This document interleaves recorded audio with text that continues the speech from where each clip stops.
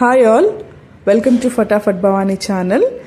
ఈరోజు మేము ఎక్కడికి వెళ్తున్నాం అని అనుకుంటున్నారా? అరసవెల్లి అంటే శ్రీకాకుళం దగ్గరలో ఉంది ఆ టెంపుల్కి, అండ్ అక్కడి నుంచి కొంచెం దగ్గరలో ఉన్న శ్రీకూర్మం టెంపుల్కి వెళ్తున్నాము. సో ఇంకా మా అత్తమ్మ మేము ఇక్కడ ఆన్ ది వేలో ఆగామన్నమాట, టిఫిన్ చేసి వెళ్దామని.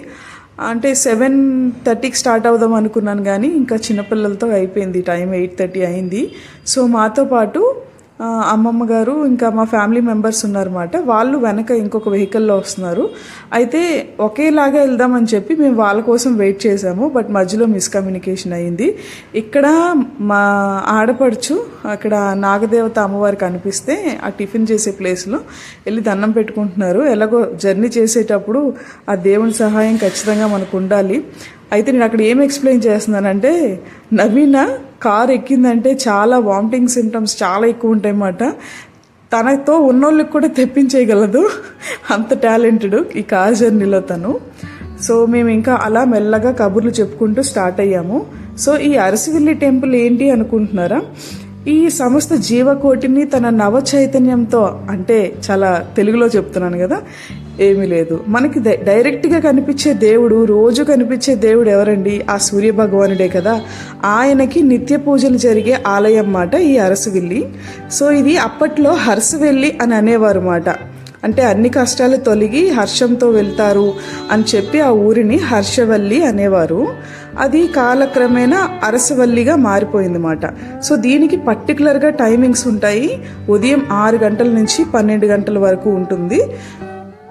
మాకైతే 12 గంటలకి కంగారు పెట్టేశారు, అక్కడ 12:30 వరకు అని ఉంది. కానీ సాయంత్రం మళ్ళీ 3:30 నుంచి రాత్రి 8 గంటల వరకు దర్శనం ఉంటుంది. అండ్ ఎర్లీ మార్నింగ్ 5 o'clockకి సుప్రభాత సేవ కూడా ఉంటుందన్నమాట. దీని తర్వాత మేము అక్కడే నియర్ బై ఉంది అని చెప్పి శ్రీకూర్మం టెంపుల్కి వెళ్ళాము. నాకైతే శ్రీకూర్మము, ఈ అరసవెల్లి టెంపుల్స్ చాలా నచ్చాయి. మస్ట్ విజిట్ దేవాలయాలు మాట ఇవి. సో ఇంకా అరసవెల్లిలో అసలు క్యామ్ నాట్ అలౌడ్, అది మనకి కార్లోనే పెట్టేసుకొని వెళ్ళిపోయాము. బట్ బయట చిన్నది ఏ దేవాలయంకి వెళ్ళినా సరే చిన్న ఐటమ్స్ ఏమైనా కొనుక్కోవాలని ఉంటుంది కదా, అందుకని అక్కడ చిన్న షాపింగ్ చేస్తున్నాం అన్నమాట.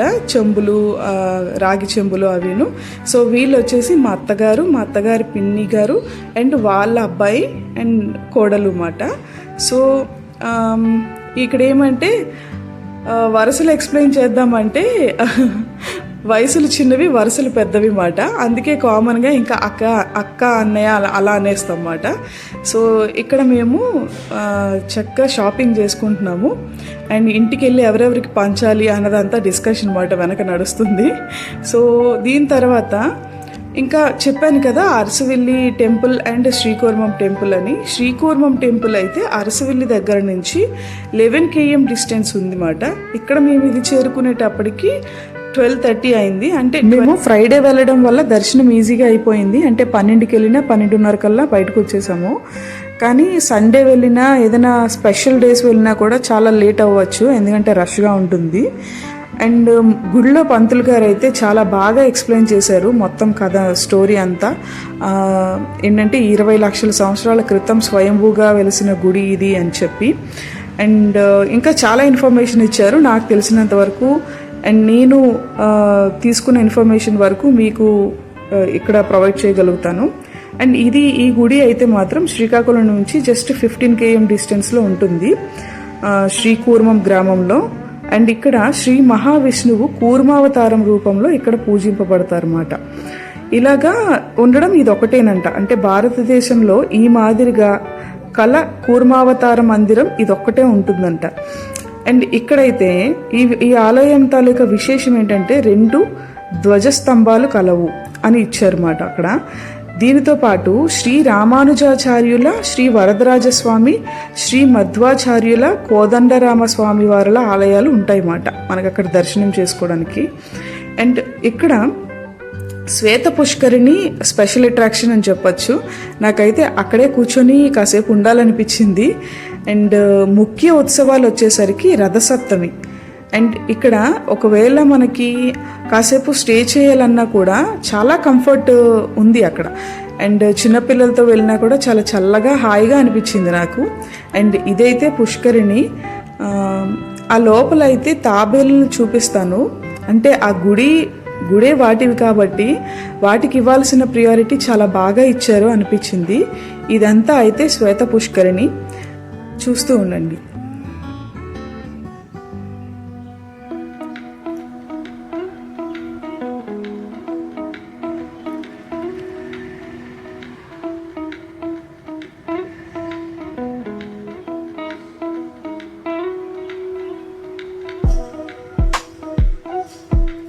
అండ్ మీకు కావాల్సిన ఇన్ఫర్మేషన్ ఏంటంటే, శ్రీకాకుళం నుంచి పాత బస్ స్టాండ్ నుండి ప్రతి 15 నిమిషాలకి కూడా అరసవెల్లి మీదుగా ఆర్టీసీ బస్సులు అయితే అవైలబుల్లో ఉంటాయి.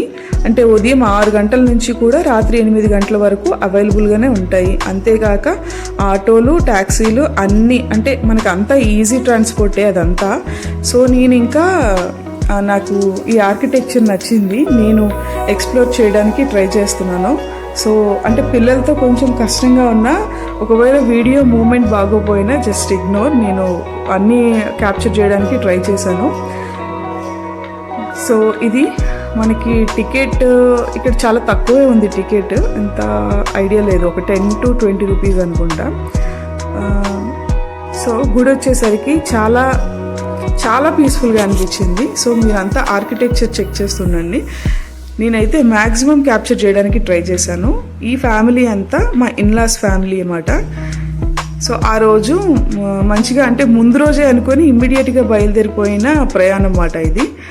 చూసారా ఈ గంటలు, ఆ తలుపు, అంటే ఆ రాళ్ళు, ఆ కింద ఉన్న గుమ్మం, ఇదంతా కూడా చాలా ఎప్పటి నుంచో ఉండేలాగా, అంటే చాలా పాతగా అనిపించింది. అందుకే నేను గుడి అయితే నాకు మాత్రం చల్లగా అనిపించింది. సో నేను తీస్తూ ఉంటే అక్కడ అద్దం కనిపించింది. ఇంక నేను ఎక్కడ కనిపించట్లేదని అక్కడ కవర్ చేశా.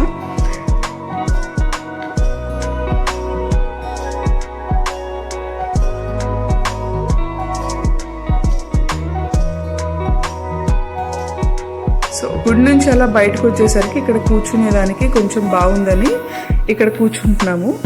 సో ఈలోపు జైషు వచ్చేసి అక్కడ అవి ఉన్నాయి కదా, గరుడు వాహనం, శ్వేతవాహనం, ఇవన్నీ కూడా వాటిని చూసి ఫస్ట్ టైం భయపడింది. అవేంటి అని. తర్వాత దగ్గరికి వెళ్ళి అవి బొమ్మలు అని చెప్తే అప్పుడు ఆడింది మాట కాసేపు.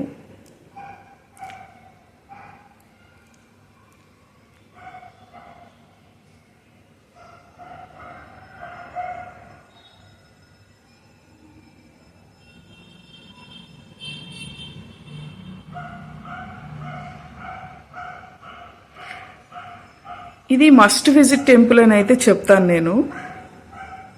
చాలా రోజుల తర్వాత ఒక కంప్లీట్ సాటిస్ఫాక్షన్ వచ్చింది టెంపుల్కి వెళ్ళిన తర్వాత. అంటే రష్గా, అంటే మనల్ని తోసేస్తూ అక్కడ అలా ఉంటారు కదా, అలా అనిపించలేదు నాకు ఎక్కడ.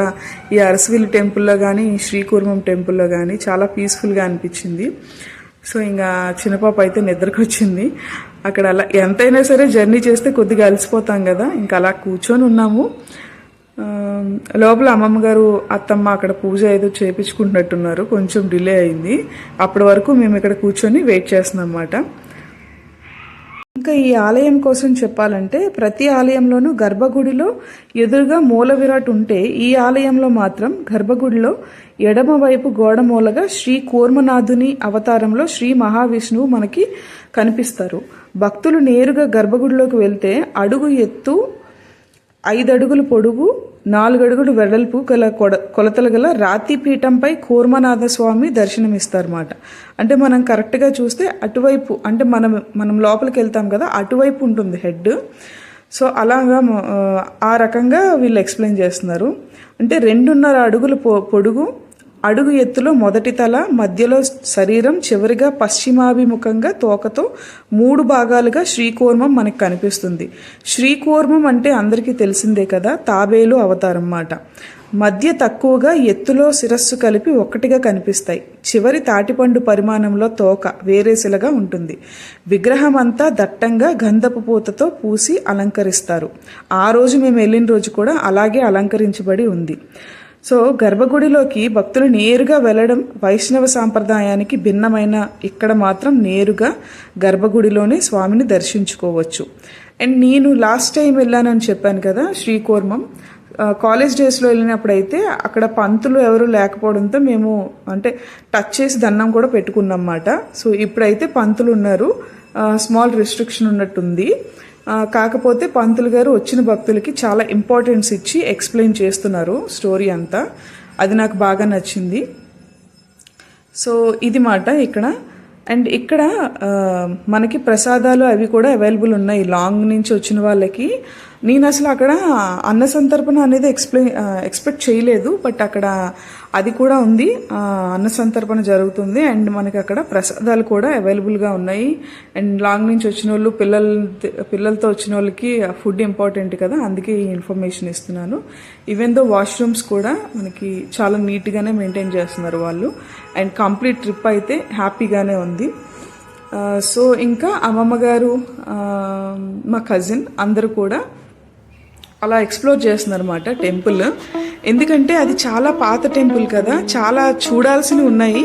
నాకు నిజానికి నేను కరెక్ట్గా క్యాప్చర్ చేయలేదేమో అని అనిపించింది. ఎందుకంటే పిల్లల్ని హ్యాండిల్ చేస్తూ వీడియోస్ తీయడం అనేది కొంచెం కష్టం. నేను చేయగలిగింది చేశాను అనమాట.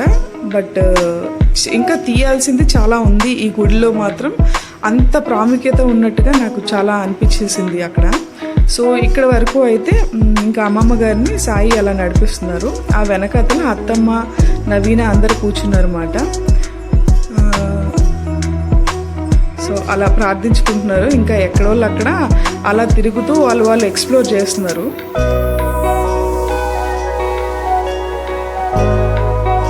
సో అది మాట. ఇక్కడ అన్న వదిన అలాగా దండం పెట్టుకుంటున్నారు.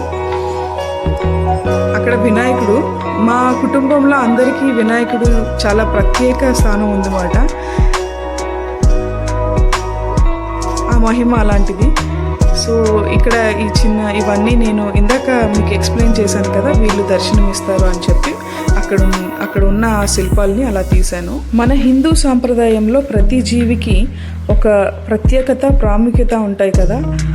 అదేవిధంగా ఇక్కడ స్వయంభూగా వెలిసిన ఈ శ్రీకూర్మానికి కూడా చాలా విశిష్టతగా ఇక్కడ ఈ పెంపకం ఉంది మాట. ఈ తాబేళ్ళన్నీ చిన్న తాబేలు నుంచి కూడా పెద్ద తాబేలు వరకు నేను చూశాను. వాటికి మన వల్ల ఏమైనా హామ్ ఉంటుందని చెప్పి అలా లోపల పెట్టి మనకి రిస్ట్రిక్ట్ చేశారు. మనమైతే లోపలికి వెళ్ళడానికి లేదు, అందరూ ఒకలా ఉండరు కదా. సో ఆ రిస్ట్రిక్షన్ కరెక్టే అనిపించింది. కావాలంటే అంటే టచ్ చేద్దామని ఉంటే అక్కడ ఒక ఆమె ఉంటుంది, ఆమె చూపిస్తుంది. Thank you for watching.